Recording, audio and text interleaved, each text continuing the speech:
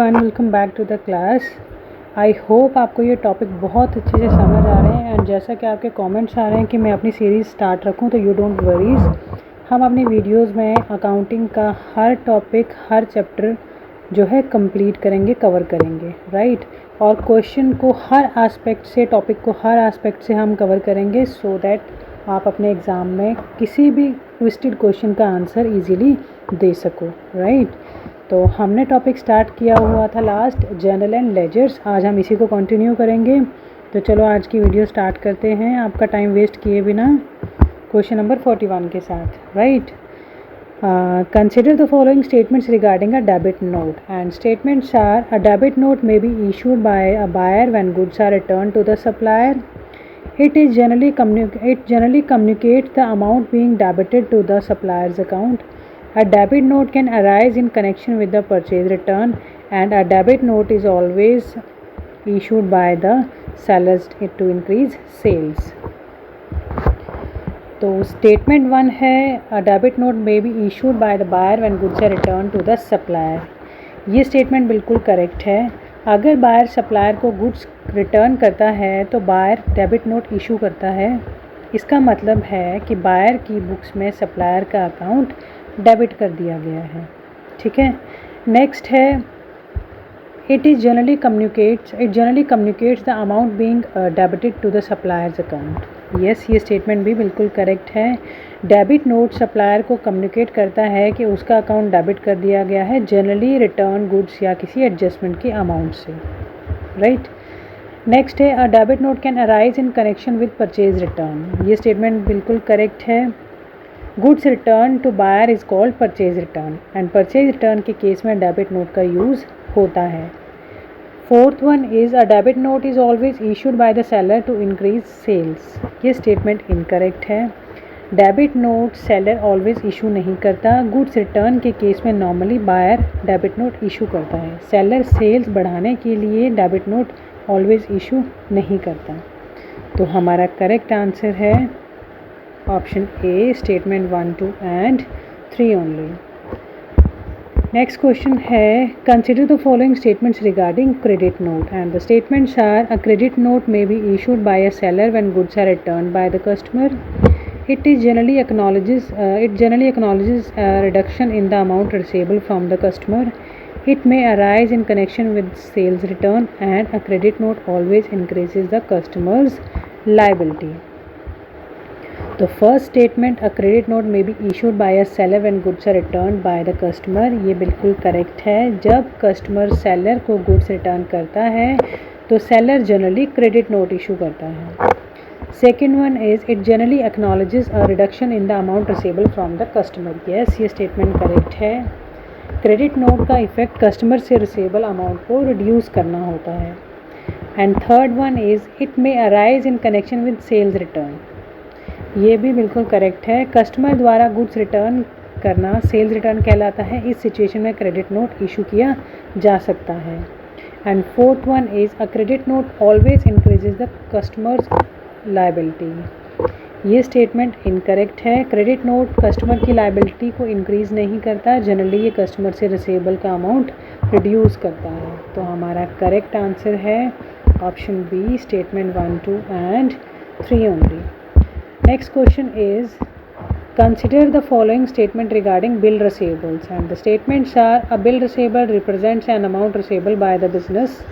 It is generally an asset from the holder's perspective, and when a bill is received from a debtor, the debtor's account may be credited. Bill receivable account normally has a credit balance. First statement, bill receivable represents an amount receivable by the business is correct. Bill receivable का मतलब है business को किसी party से amount receive करना है। And second one is, it is generally an asset from the holders perspective. ये statement बिल्कुल करेक्ट है। होल्डर के परस्पेक्टिव से बिल रिसीवेबल एक एसेट होता है क्योंकि फ्यूचर में इससे मनी रिसीव होने वाली है। And third one is, when a bill is received from a debtor, the debtors account में बी क्रेडिटेड। बिल्कुल सही। जब डेटर से बिल रिसीव होता है तो बिल डेटर की लायबिलिटी सेटल या रिप्लेस होती है, इसलिए डेटर के अकाउंट को क्रेडिट किया जाता है। And the fourth one is bill receivable account normally has a credit balance. ये इनकरेक्ट है। बिल रिसीवेबल एक एसेट है, इसलिए इसका नॉर्मल बैलेंस डेबिट होता है। और हमारा करेक्ट आंसर है option B, statement 1, 2 and 3 only. Next question is, consider the following statement regarding bill payable, and the statements are: a bill payable represents an amount payable by the business. It is generally a liability from the acceptor's perspective. Acceptance of bill payable may result in debiting the creditors account and crediting bill payable account. And fourth one is, bill payable accounts normally has a debit balance. First statement बिल्कुल correct है। Bill payable represents an amount payable by the business. Bill payable represent करता है वो amount जो business को future में pay करना है। And second one is, it is generally a liability from the acceptor's perspective. बिल्कुल सही। एक्सेप्टर्स या ड्रॉई के परस्पेक्टिव से बिल पेबल एक लायबिलिटी है। And third one is, acceptance of a bill payable में result in debiting a creditor's account and crediting bill payable account. ये भी बिल्कुल करेक्ट है। जब क्रेडिटर के फेवर में बिल एक्सेप्ट किया जाता है तो क्रेडिटर का अकाउंट डेबिट और बिल पेबल अकाउंट क्रेडिट किया जा सकता है, right. Now next statement is, bill payable account normally has a debit balance. ये स्टेटमेंट इनकरेक्ट है। बिल पेबल एक लायबिलिटी है, देयरफॉर इसका नॉर्मल बैलेंस क्रेडिट होता है, ना कि डेबिट। तो हमारा करेक्ट आंसर है option B, statement 1, 2 and 3 only. Next question is, consider the following statements regarding transfer entries, and the statements are: transfer entries are used to transfer an amount from one account to another. They may be required for certain accounting adjustments. They necessarily involve a cash transaction, and a transfer entry can involve 2 or more ledger accounts, right. First statement बिल्कुल correct है। Transfer entries are use to transfer an amount from one account to another. Transfer entry का purpose है amount को एक account से दूसरे account में transfer करना, ठीक है, इसलिए स्टेटमेंट सही है। Second one is, they may be required for certain accounting adjustment. Yes, ये भी करेक्ट है। एडजस्टमेंट, अकाउंटिंग एडजस्टमेंट के लिए भी ट्रांसफ़र एंट्री की ज़रूरत हो सकती है। And third one is, they necessarily involve a cash transaction. ये इनकरेक्ट है।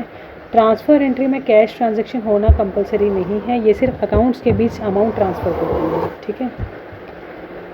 Fourth one is, a transfer entry can involve 2 और मोर लेजर अकाउंट्स। बिल्कुल सही। ट्रांसफ़र एंट्री में 2 या 2 से ज़्यादा अकाउंट्स, लेजर अकाउंट्स इन्वॉल्व हो सकते हैं। तो हमारा करेक्ट आंसर है option A, statement 1, 2 and 4 only. Next one is, consider the following statements regarding adjustment entries. Adjustment entries are generally passed to accounts for items relating to current accounting period. They help ensure that income and expenditure are recorded in the appropriate period, and outstanding expenses may require an adjustment entry. And fourth one is, adjustment entries are never posted to ledger accounts. First statement है, adjustment entries are generally pass to account for item relating to the current accounting period. ये statement बिल्कुल सही है। Adjustment entries accounting period के end में उन item को record करने के लिए पास की जाती है जो करेंट अकाउंटिंग पीरियड से रिलेटेड होते हैं। Second one is, they help ensure that income and expenses are recorded in the appropriate period. ये भी बिल्कुल करेक्ट है। इनका मेन पर्पज़ ये इंश्योर कराना है कि इनकम और एक्सपेंस करेक्ट अकाउंटिंग पीरियड में रिकॉर्ड हों। Third one is, outstanding expenses में रिक्वायर एन एडजस्टमेंट एंट्री। ये भी बिल्कुल करेक्ट है। आउटस्टैंडिंग एक्सपेंसेस के लिए एडजस्टमेंट एंट्री रिक्वायर्ड होती है। And fourth one is, adjustment entries are never posted to ledger account. ये इनकरेक्ट है। एडजस्टमेंट एंट्रीज लेजर में पोस्ट की जाती हैं, इसलिए never posted to ledger account, ये वर्डिंग रॉन्ग है। तो हमारा करेक्ट आंसर है option B, statement 1, 2 and 3 only. Next question है, consider the following statements regarding rectification entries. Rectification entries are pass to correct accounting errors. They may involve 1 or more ledger accounts. Every accounting errors require cancellation of all previous entry. Rectification can be done through a journal entry. तो हमारा first statement है, rectification entries are passed to correct accounting errors. बिल्कुल correct. Rectification entry का purpose accounting में हुई errors को correct करना है, ठीक है।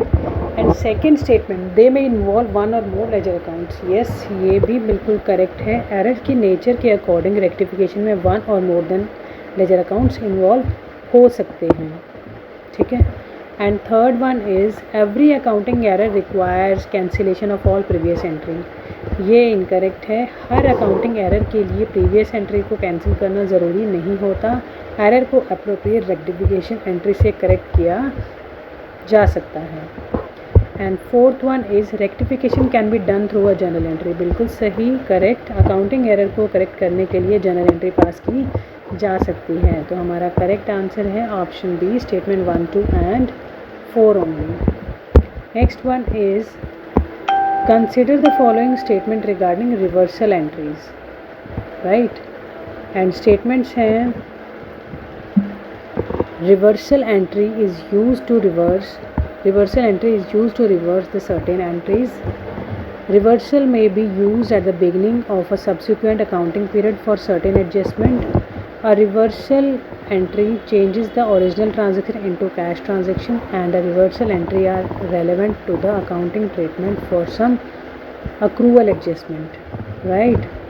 तो चलो डिटेल देखते हैं। स्टेटमेंट 1 है a reversal entry is use to reverse certain entries, yes ये स्टेटमेंट बिल्कुल करेक्ट है। रिवर्सल एंट्री का पर्पज़ किसी प्रीवियस एंट्री को रिवर्स करना होता है। And second, reversal may be use at the beginning of the subsequent accounting period for certain adjustment, बिल्कुल सही। सर्टेन एडजस्टमेंट एंट्री को नेक्स्ट अकाउंटिंग पीरियड में के बिगिनिंग में रिवर्स किया जा सकता है। And third one is a reversal entry changes the original transaction into cash transaction, ये इनकरेक्ट है, ये स्टेटमेंट गलत है। रिवर्सल एंट्री किसी ट्रांजैक्शन को कैश ट्रांजैक्शन में कन्वर्ट नहीं करती। And fourth one is reversal entries are relevant to the accounting treatment of some accrual adjustment, बिल्कुल सही।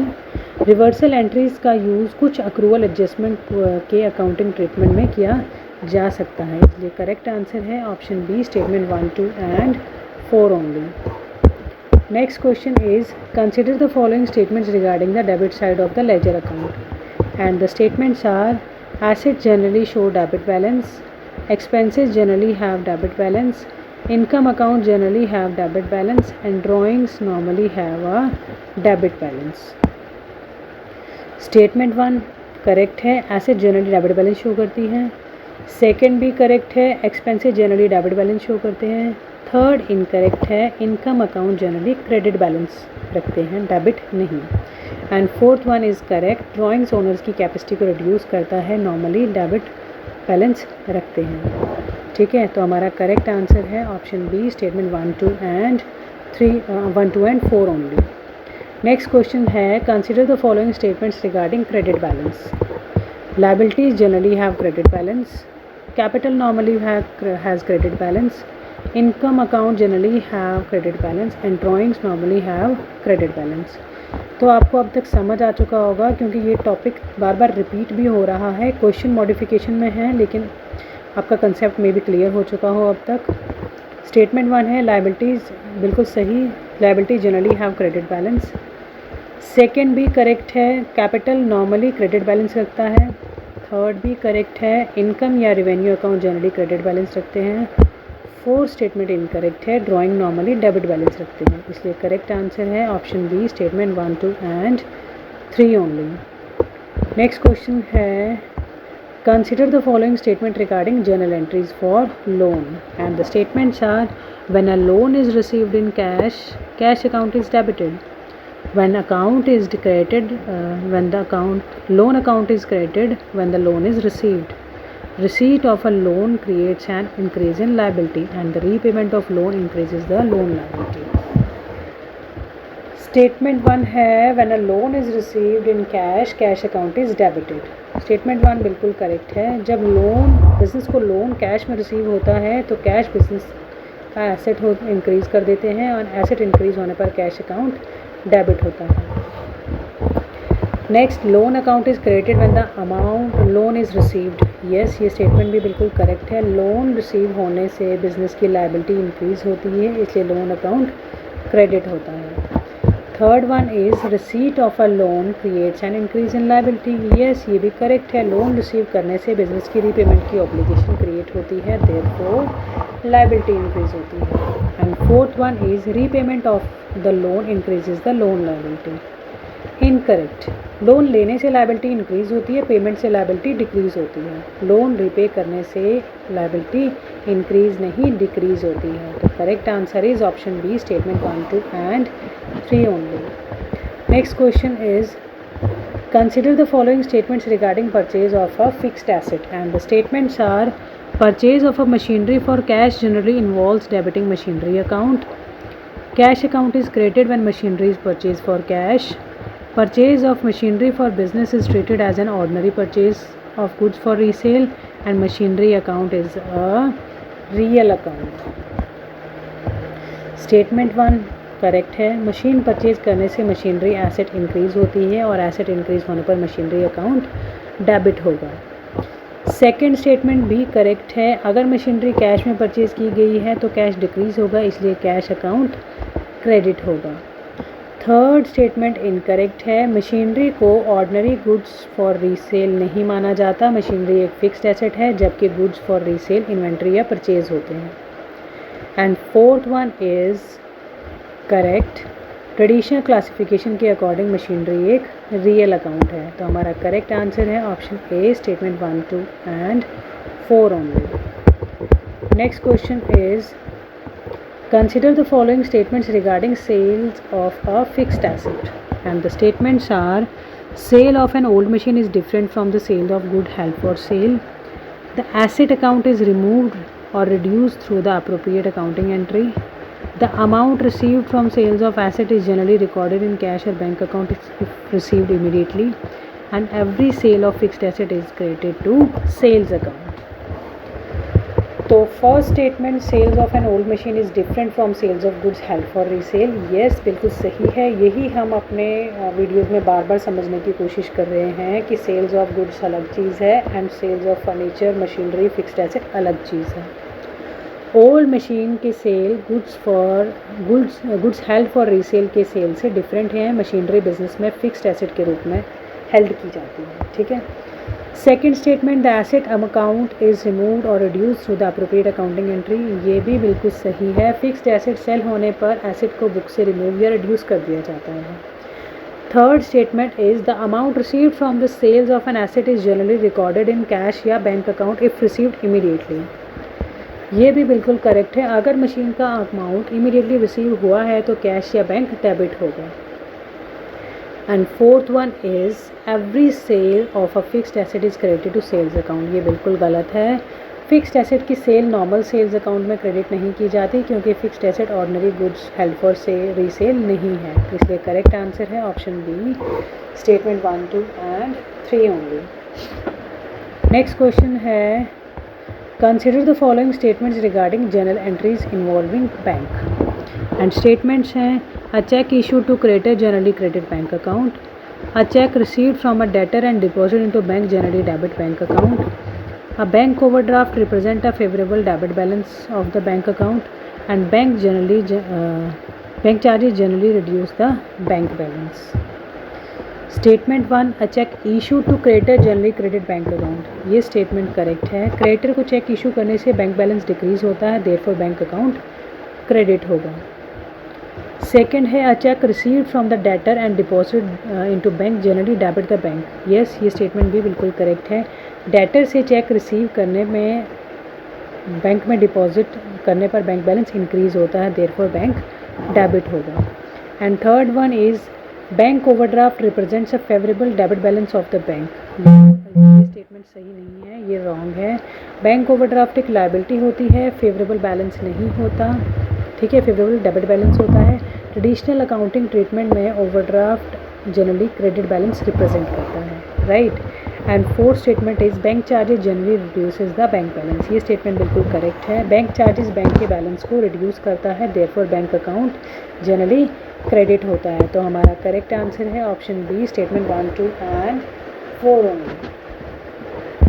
Next question is, consider the following statement regarding capital and revenue items, and the statements are: Capital expenditure generally relates to acquisition and improvement of the loan and long-term assets. Revenue expenditure is generally incurred for the day-to-day operations of the business. Capital expenditure is always recorded in the expense account, and distinction between capital and revenue item is important for proper accounting treatment. Right? First statement बिल्कुल सही है. Capital expenditure generally long term asset की acquisition और construction या improvement से related होता है. ठीक है, फॉर एग्जांपल मशीनरी परचेज करना. सेकंड स्टेटमेंट भी बिल्कुल करेक्ट है. रिवेन्यू एक्सपेंडिचर बिजनेस के डे टू डे ऑपरेशंस को रन करने के लिए इनकर होता है, जैसे रेंट, सैलरीज या फिर इलेक्ट्रिसिटी. थर्ड स्टेटमेंट इनकरेक्ट है. Capital expenditure always expense account में रिकॉर्ड नहीं होता. जनरली इसे initially capitalized an asset. It is initially capitalized as an asset. And fourth statement, the distinction between capital and revenue terms items is important for proper accounting treatment. बिल्कुल सही.